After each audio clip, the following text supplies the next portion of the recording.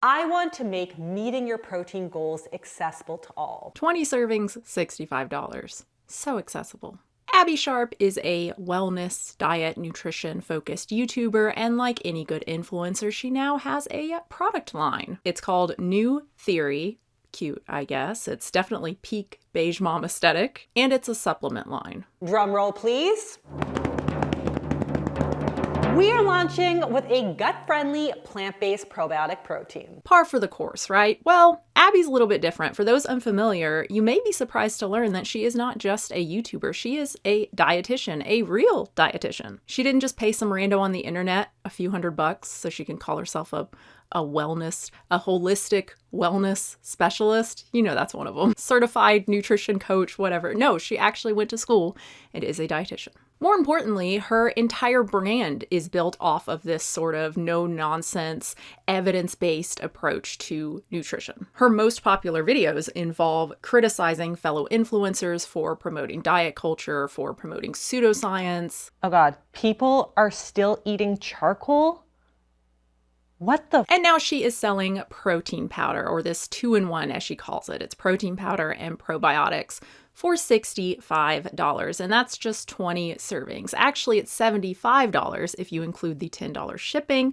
So per day, that's $3.75. A month's worth would be $112.50. Many of Abbey's viewers are not super stoked about this product launch. This is not why they subscribe to her. I can just imagine how disparaging Abbey would be about any other YouTube influencer trying to sell you a $39 protein shaker as essential. Yeah, kind of hard not to see this as a cash grab. Especially when the free shipping doesn't kick in till $100 and you notice that the protein powder is $65 and the shaker is $39. That's just over $100.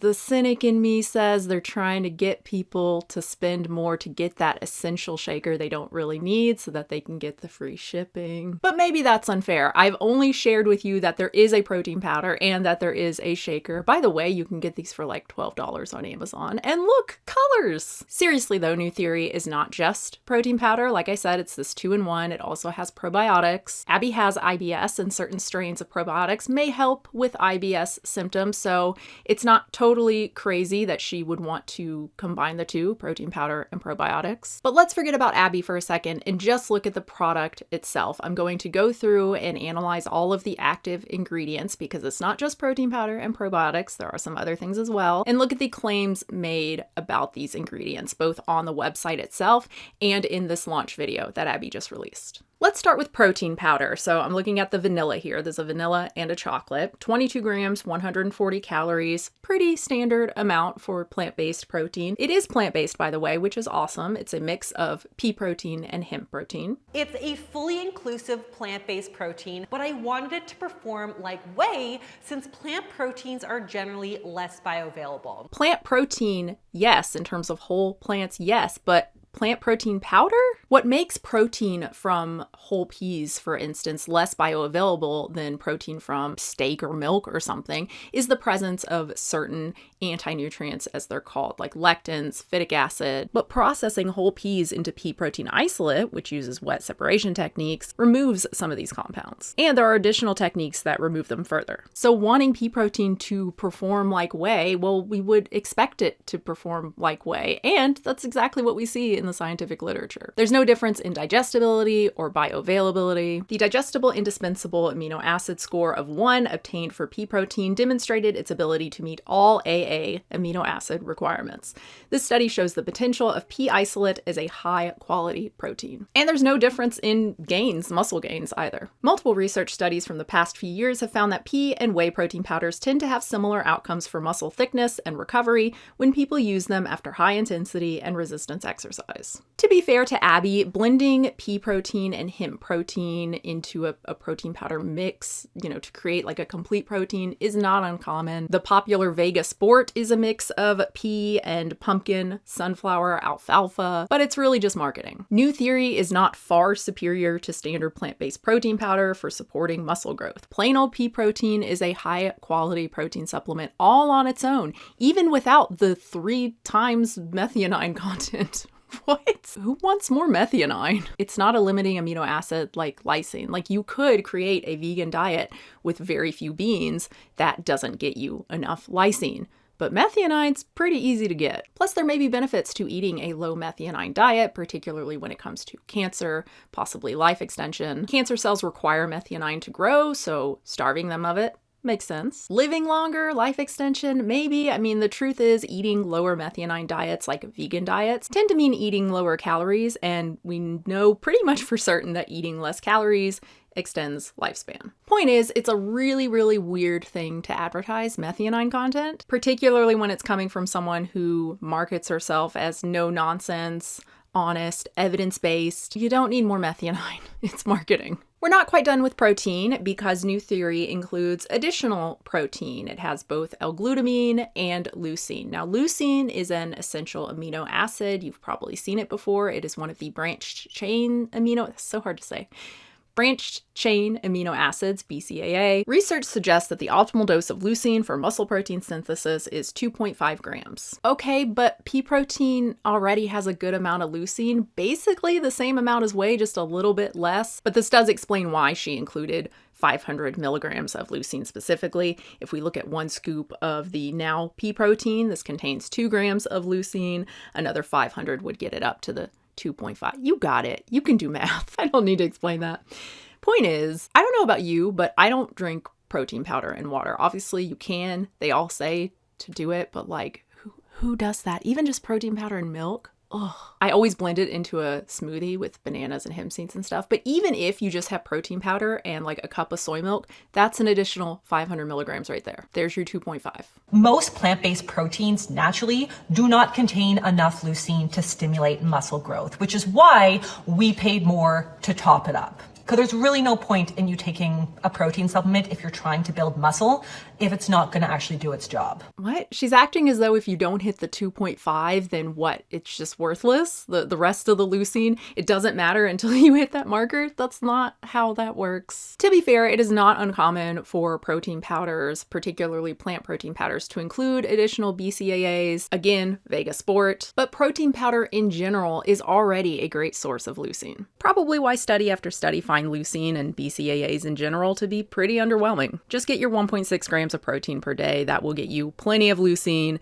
and all the other amino acids. 2.5 grams is not some magic number. Maybe if you are actively resistance training, and I don't mean like picking up some 10-pound dumbbells a couple times a week, actively training, progressively overloading, increasing reps or weight, time under tension, and trying to gain muscle and strength. Maybe I'm sexist, but I don't think the sad beige mom aesthetic and like bench presses, like heavy bench presses with a spotter, I don't think those two things go together. L-glutamine is also an amino acid, but it is not essential. It's made predominantly in our muscles. But according to Abbey, we need 5 to 10 milligrams a day, and this can be harder to get if you are vegan. So I put just a random day. I just put foods that I typically eat into Chronometer for breakfast, lunch, snacks, stuff like that.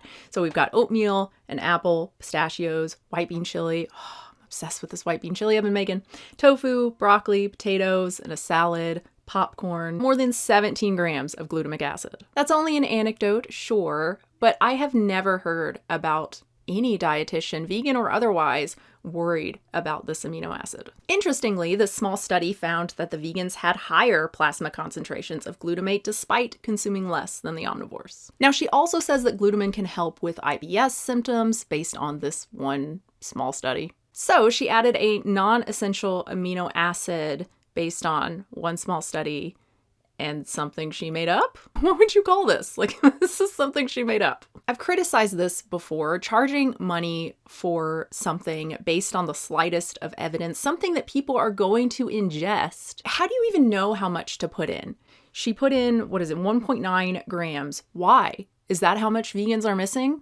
Based on what? Is it how much helps with IBS symptoms? Well, no, because they use a shit ton more than that in the study. What was that she said about dosage? Use the highest quality ingredients in doses that actually work. Next, we have ashwagandha, which really surprised me. Like, what is a popular natural treatment for stress and anxiety, doing in a protein powder for people with gut issues. Because of the intimate relationship between the brain and gut, it's often used for supporting stress-induced IBS. I guess that makes sense, right? High cortisol levels have been linked to certain cases of IBS, and there's decent evidence that ashwagandha can lower cortisol levels. But as far as actual studies testing ashwagandha's effects on IBS symptoms, I found nothing. So basically she's saying because it's often used to treat stress-induced IBS, it's effective at treating stress-induced IBS. That is not how science works. On a positive note, the ashwagandha is in a dose that actually works, as she says,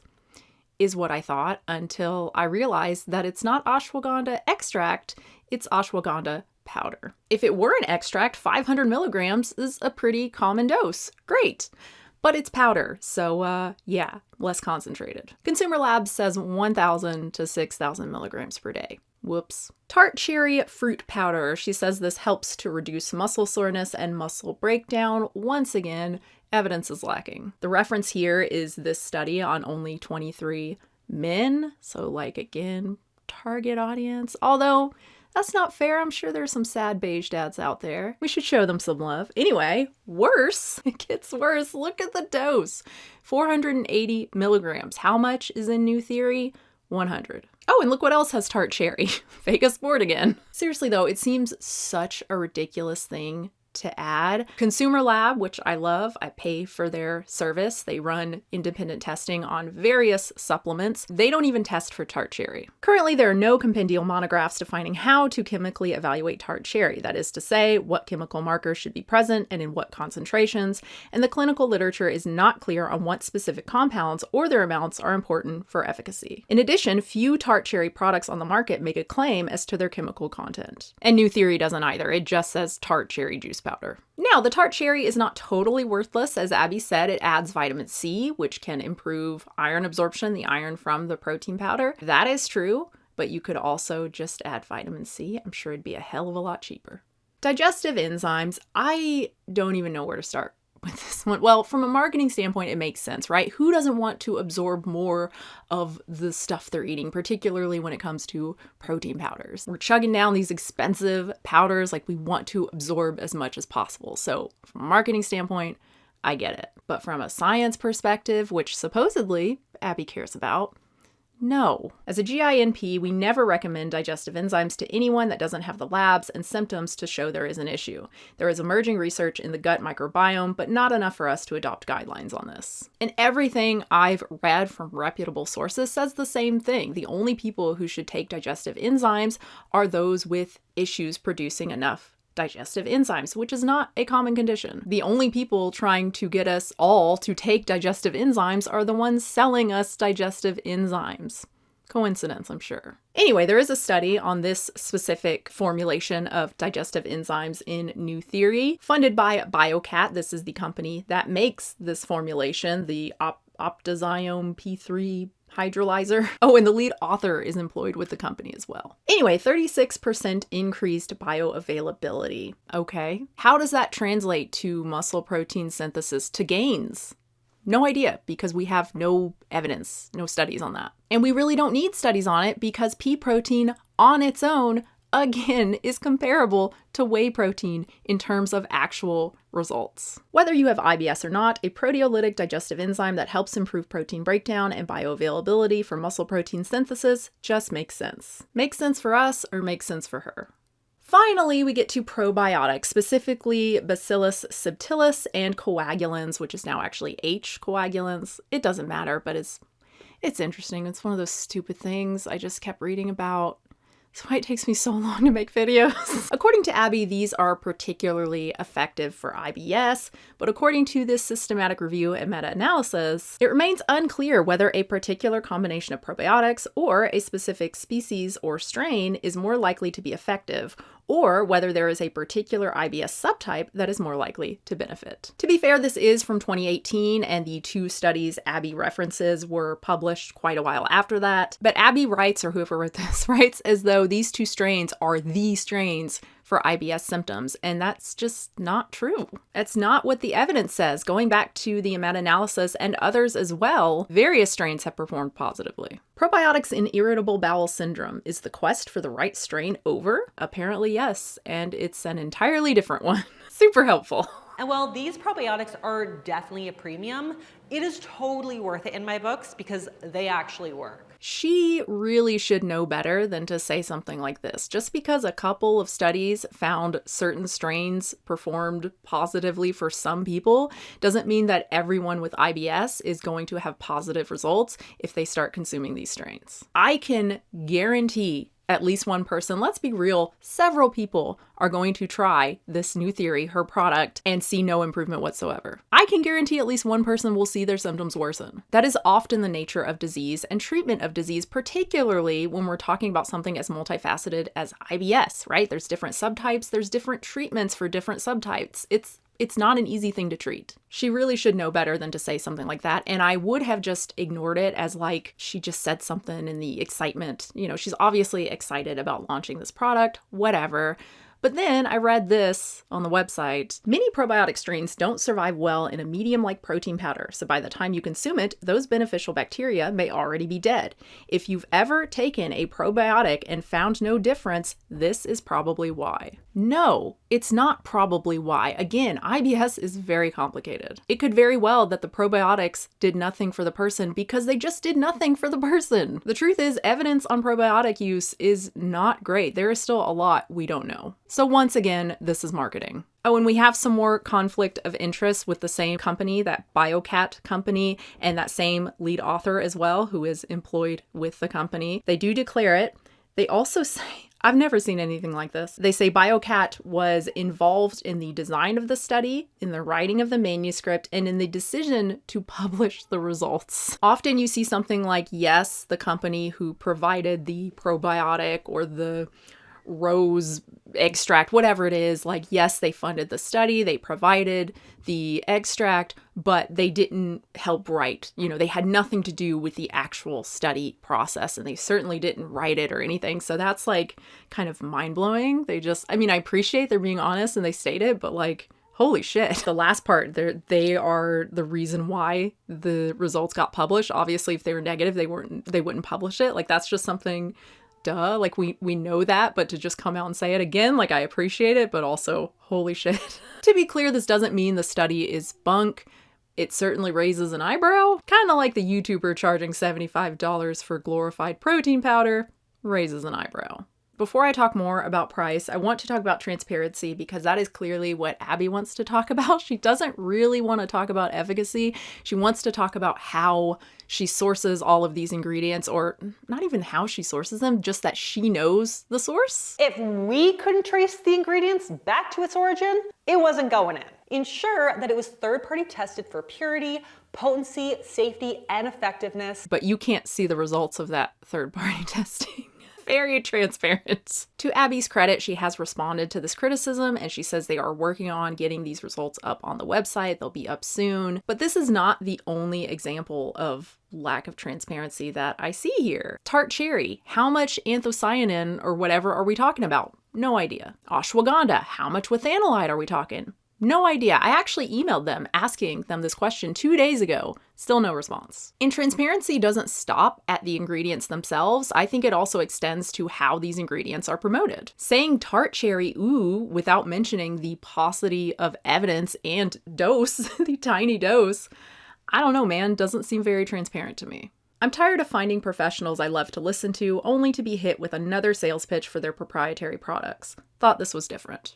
Since the backlash, Abbey has pushed back on the price issue, which is really funny that that's what she would go for because it's so obviously like $65, 20 servings. It is so obviously expensive, especially giving her accessible comment. I want to make meeting your protein goals accessible to all. In what world? In what universe? But here she is on Instagram pushing back on it and saying, actually, it is is reasonable. It is a reasonable price. I have been taking spore-forming probiotics since like my SIBO journey, and the brand that I was always buying costs $35 USD for 20 servings for 20% fewer CFUs than what we have put in our 2-in-1. This is one of my favorite things to do whenever we're looking at these proprietary blend supplements. I went to Amazon and found everything that's in New Theory, and transparency. We care about transparency. I only chose top picks from Consumer Lab. So these are supplements that have been tested by Consumer Lab and have passed their testing and are, again, one of their top picks. For protein powder, we have the Now Pea Protein. It is super affordable. It's unflavored, no alternative sweeteners that can really affect people with IBS. Abbey's has monk fruit extract, which she says is like the best for IBS. I couldn't really find any evidence for that. People suspect it is low FODMAP, but there's no actual testing that's been done. So like, get on it, Monash. What are you doing? Point is, the protein powder is $24.26, 27 servings. So that's 90 cents per day, $26.96 per month.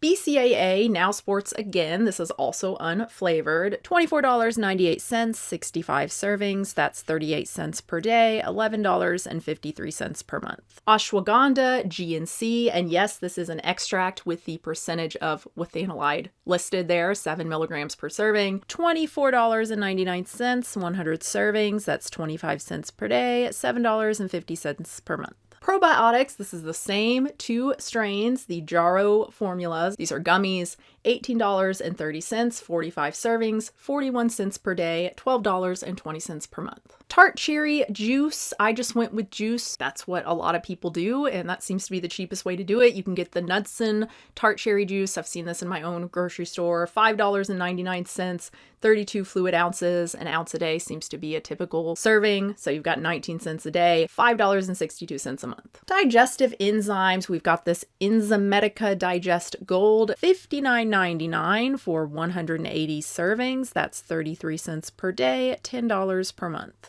So for the total compared to New Theory, not including shipping for New Theory, we have $97.50. The total for my Amazon stuff is $73.81, which is still insane. To be clear, it's still insane, but we can make it better because, again, you don't need the digestive enzymes. You probably don't need the Tart Cherry juice either. That brings it down to $58.19. Ashwagandha, it's promising for anxiety, possibly for sleep, possibly for certain aspects of exercise performance. But really, if you want to test it for those things, particularly if you're trying to use it as like an anti-anxiety replacement, if you have anxiety, if you've been diagnosed with it, it really makes a lot more sense to start taking it on its own instead of in a blend of stuff, especially if you're taking it for stress-induced IBS. Like, how are you supposed to know what's helping? The probiotics in New Theory or the ashwagandha? Like, it's not evidence-based. How can you possibly know if anything is doing anything? So if you stick with the core of the product, the 2-in-1 as she calls it, protein powder